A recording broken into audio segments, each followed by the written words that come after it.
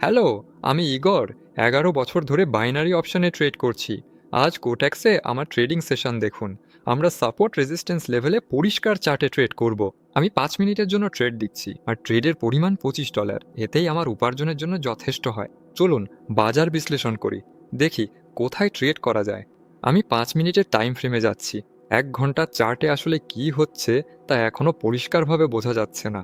আমাদের একটু উপরে একটা জোন আছে সাপোর্টের, তবে এখান থেকেও ট্রেড নেওয়া যায়। চলুন একটা ট্রেড খুলি। 1 ঘন্টার চার্টে এই সাপোর্ট জোনটি স্পষ্ট দেখা যাচ্ছে অনেকক্ষণ ধরে দাম এই জোনটা ভাঙতে পারেনি। সম্ভবত এবারও এই জোনটা কাজ করবে এবং দামকে ওপরে ঠেলে দেবে। তবে এটা অনেক আগের কথা। 1 ঘন্টার চার্ট 5 মিনিটের ট্রেডিংয়ে ঠিক না, তবুও ঝুঁকি নিচ্ছি।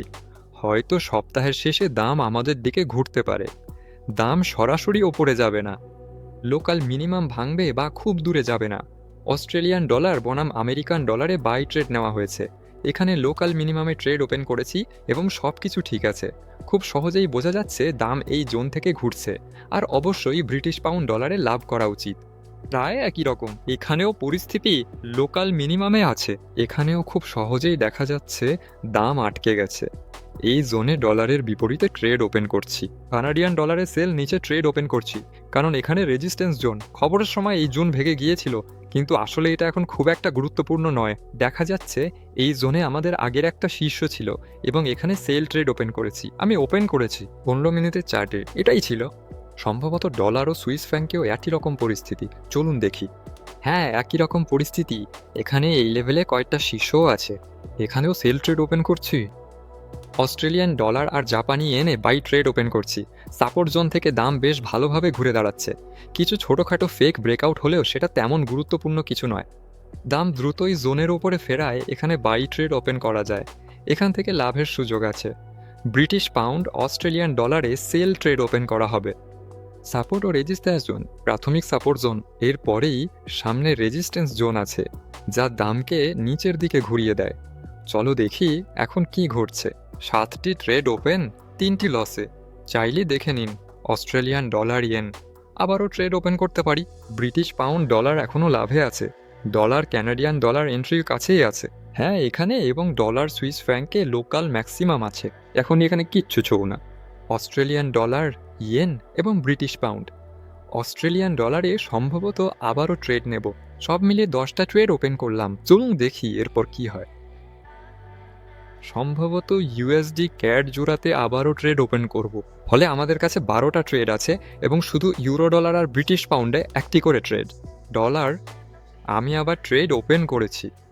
এখন দাম আমার এন্ট্রি পয়েন্টের বিপরীতে গেলে অনেকগুলো ট্রেড লসে বন্ধ হবে। কিন্তু সাধারণত এই ধরনের ট্রেডিং কিছুটা লাভ দেয়। তবে লস হলেও ভয়ের কিছু নেই। পরবর্তী ট্রেডিং সেশনে আমরা ক্ষতি পুষিয়ে নেব। ব্যালেন্স ড্রডাউন সামলে লাভের ট্রেডে জেতায়। সর্বদা লাভ অসম্ভব।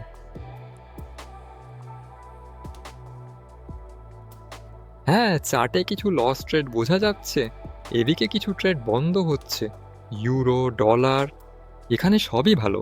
দাম অনেক বেড়েছে, তবে অন্যান্য অ্যাসেটের ক্ষেত্রে তা বলা যায় না। যেমন ডলার বা সুইস ফ্রা, এই মাত্র 2টা ট্রেডই লাভে ছিল। এখন 2টা ট্রেডই বলা যায় লসে চলে গেছে। দামটা বেশ ভালোই লাফাচ্ছে অবশ্যই। অস্ট্রেলিয়ান ডলার আর আমেরিকান ডলারের ওপর ওপরের ট্রেডটা নিশ্চিতভাবেই লসে বন্ধ হবে। 13 সেকেন্ডে দাম হঠাৎ করে এতটা বাড়তে পারবে না, আমি এটা বিশ্বাস করি না। সবই সম্ভব, তবে পরিস্থিতিটা তেমন নয়। আশা করি পরে ট্রেডটা লাভ দেবে। ট্রেডটা লসে যাচ্ছে। 12টার মধ্যে প্রথমেই ট্রেডটা লসে হারলাম। ব্রিটিশ পাউন্ড, ডলার, 5 সেকেন্ড, এখানে সব ঠিক আছে। লাভ হবে। দামটা একটু কমলেও তবে ওটা আমাদের জন্য গুরুত্বপূর্ণ না। চলুন সামনে দেখি। Dollar Canadian, 15 second. এটা একদম নিচের এন্ট্রি পয়েন্টের কাছাকাছি, কিন্তু এটা নিচে নামবে কিনা এখনও জানি না। আবারও সময় কম পড়বে। ইদানিং আমার বড় সমস্যা হচ্ছে নাকি সময় যথেষ্ট হবে? সময় যথেষ্ট থাকলেও এটা বড় সমস্যা। আমার এক্সপিরেশনে অনেক সমস্যা হচ্ছে। ডিলগুলো শেষ মুহূর্তে এন্ট্রি পয়েন্টের কাছাকাছি বন্ধ হচ্ছে। আমি জানি না এর সাথে কি করব। ডলার, সুইস ফ্র্যাঙ্ক দাম কমে গেছে। লোকাল ম্যাক্সিমাম ঘুরে গেছে। 3 সেকেন্ডে নিচের ডিলটা লাভে বন্ধ হবে। অস্ট্রেলিয়ান ডলার এবং ইয়েন, এখানেও ওপরের ডিলটা এখনও লাভে আছে। 2 সেকেন্ড, দাম বাড়ছে, সবই ভালো চলছে। আজকের লাভ ভালোই হবে। মাত্র একটা ডিল লসে বন্ধ হলো। পাউন্ড অস্ট্রেলিয়ান ডলারও এখন লসে বন্ধ হবে। ন্যূনতম একটি ডিল। অস্পষ্ট যে দ্বিতীয় ডিলটি কিভাবে মিটবে। হ্যাঁ, দ্বিতীয় ডিলটা এই ব্রিটিশ পাউন্ড অস্ট্রেলিয়ান ডলার ডিলটি লোকসানে শেষ হচ্ছে। তবে আমার মনে হয় লাভ হওয়ার কথা ছিল। সম্ভবত হ্যাঁ, এখন বেশিরভাগ অ্যাক্টিভই লাভের জোনে আছে। আর একটা ডিল লস হলেও খুব একটা সমস্যা নেই। এতে পরিস্থিতি তেমন পরিবর্তন হবে না, শুধু আমার মুডটা একটু খারাপ হবে। অস্ট্রেলিয়ান ডলারের দ্বিতীয় ডিলটা লাভে বন্ধ হচ্ছে। প্রথম ডিলটা এখানে ক্ষতিতে বন্ধ হয়েছিল। অজি ডলার এন ডিলটাও লাভে বন্ধ হবে। এখন প্রশ্ন ব্রিটিশ পাউন্ড অস্ট্রেলিয়ান ডলার নিয়ে। সবচেয়ে ঝুঁকিপূর্ণটা, কিন্তু এটাও লাভে। এটা এন্ট্রি পয়েন্টের চেয়ে একটু নিচে। এখন পর্যন্ত মাত্র ২টা ডিল ক্ষতিতে গেছে, আর আমি নিশ্চিত ১০টা লাভে যাবে। আসলে ফলাফলটা আমার শুরুর ভাবনার চেয়েও অনেক ভালো হয়েছে। এখানে ২টা ডিলই লাভে বন্ধ হচ্ছে, এতে কোনো গোপন রহস্য নেই, এবং ব্যালেন্স এখন $১,৯১০। আসলে এটা বেশ ভালোই হয়েছে। মোটামুটি $১৭০ হয়েছে। আমি এই ট্রেডিং সেশনে মাত্র ৯ মিনিট খরচ করে এই টাকা উপার্জন করেছি। ফলাফল খুবই ভালো। জানতে চাইলে আমি কিভাবে পাই? মার্কেটে সাপোর্ট রেজিস্ট্যান্স লেভেলে এন্ট্রি পয়েন্ট পেতে ভিডিওর বর্ণনায় আমি শিক্ষামূলক লিঙ্ক দিলাম। ওয়েবসাইটে যান, আর্টিকেলগুলো পড়ুন এবং ট্রেডিং দক্ষতা বাড়ান। রেজিস্ট্রেশন ছাড়াই সবকিছু সবার জন্য উন্মুক্ত। দেখার জন্য ধন্যবাদ। ভালো লাগলে লাইক ও কমেন্ট করুন। আর অবশ্যই শুভ ট্রেডিং। শীঘ্রই আবার দেখা হবে।